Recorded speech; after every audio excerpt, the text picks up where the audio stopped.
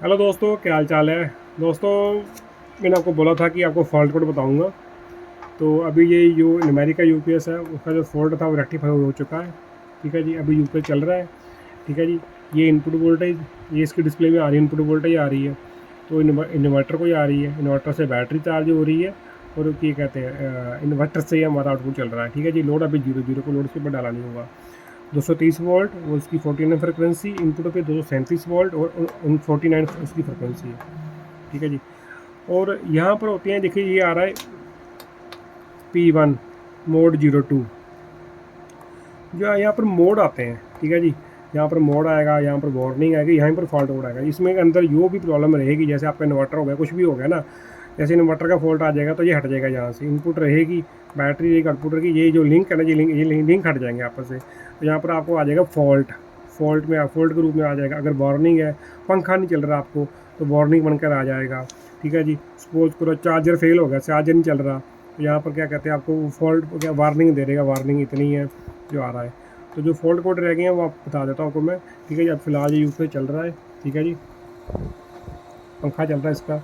ठीक है, इसका दोनों जो चार्जर हैं, दोनों चार्जर से इसके दोनों चार्जर चल रहे हैं। ठीक है जी, तो क्या कहते हैं, इसके जो फॉल्ट कार्ड हो वो जो मैंने एक पेपर पर ड्रॉ करे हैं, ये देखिए। ये जो है क्या जी, फॉल्ट कोड इसके, सॉरी ये फॉल्ट कोड इसके। ठीक है जी, अगर बस फॉल्ट आएगा तो 5 number, 6 number inverter faulty, 8 number over temperature, 8 number इसका, सॉरी 10 नंबर कम्युनिकेशन फॉल्ट है, कंट्रोलर से होता है वो। ठीक है, 11 नंबर बैटरी फॉल्टी है कि अगर बैटरी पे आपकी क्या कहते हैं फॉल्टी होगी तो फॉल्ट बता देगा आपको। अगर क्या कहते हैं बैटरी एस शॉर्ट है, यानी कि इनपुट पे जो लगे रहते हैं एस लगे रहते हैं वो शॉर्ट है, तो ये आपको 14 फॉल्ट मिलेगा। वार्निंग कोड ये आ जाते हैं आपके, पंखा ख़राब है तो 22 नंबर का वार्निंग, चार्जर फॉल्टी है, ख़राब हो चुका है 23 नंबर की फॉल्टी क्या वार्निंग, बैटरी ओपन है कि बैटरी लगी नहीं हुई। ठीक है, 27 नंबर की बैटरी नोट कनेक्टेड इसके साथ है, तो आपको 27 का फॉल्ट आएगा। ठीक है, लोड अनबैलेंस है, ये कस्टमर ने लोड डाला हुआ है जो, वो अगर प्रॉपर तरीके से नहीं है तो आपको 25 नंबर का फॉल्ट आ जाएगा। बस शॉर्ट फॉल्ट, अगर किसी तरह से बस शॉर्ट हो रही है आपकी, स्टार्ट होता है यूपीएस, किसी तरह की इसकी बस में प्रॉब्लम आती है, नहीं प्रॉपरली नहीं बन पाती, तो आपको 20 नंबर का फॉल्ट आएगा। ठीक है जी, वो जो मोड की बात कर रहे थे, ये इसके अंदर 5 मोड होते हैं।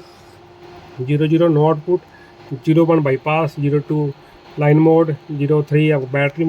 तो मोड आपको बता दिए हैं, मोड इसमें कौन कौन से मोड रहते हैं। ठीक है जी, तो डिस्प्ले आप देखिए अभी, एक सेकेंड।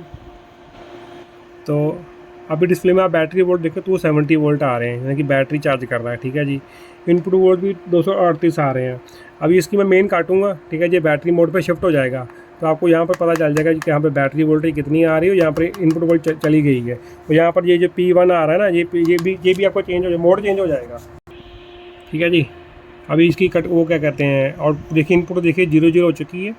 ठीक है, ये अभी बैटरी 222 वोल्ट पे है, 12%, साथ में आ भी गया लो, यानी कि जो बैटरी भी लो है। मोड 03 आ गया, मोड 03 का मतलब था कि बैटरी मोड पे चल रहा है। ठीक है जी आपका, और ये आउटपुट वोल्ट है। ठीक है जी, अब ये बैटरी से इन्वर्टर को, इन्वर्टर से लोड हो, ये आउटपुट को लोड को। ठीक है जी, अभी इसकी मैं इनपुट इसके साथ कनेक्ट करूँगा, तो ये अभी देखना आप यहाँ से इसकी सेंस करता है जी।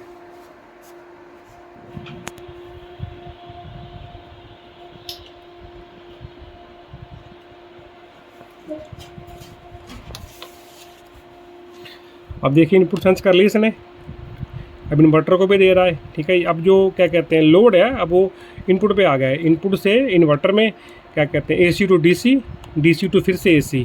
अब जो AC जो DC बनाते उसी DC से हमारी बैटरी चार्ज होती है। ठीक है जी, तो इधर ये इन्होंने एक रोटरी स्विच दे रखा है। अगर बाई चांस इसका इंटरनल सर्किट, इसका इंटरनली बाईपास सर्किट काम नहीं करता, ठीक है, बाईपास इसका इंटरनल डिसेबल्ड है, तो आप पीछे से इस स्विच को खोल कर, यहाँ से इसको खोल कर रोटरी स्विच को घुमाकर, ठीक है जी, आप अपने क्या कहते हैं मेंटेनेंस स्विच होता है, आप लोड बाईपास सप्लाई करके लोड को बाईपास कर सकते हैं। तो ठीक है जी, thank you for watching this video, have a good day. अगली वीडियो में मिलेंगे हिताची के साथ।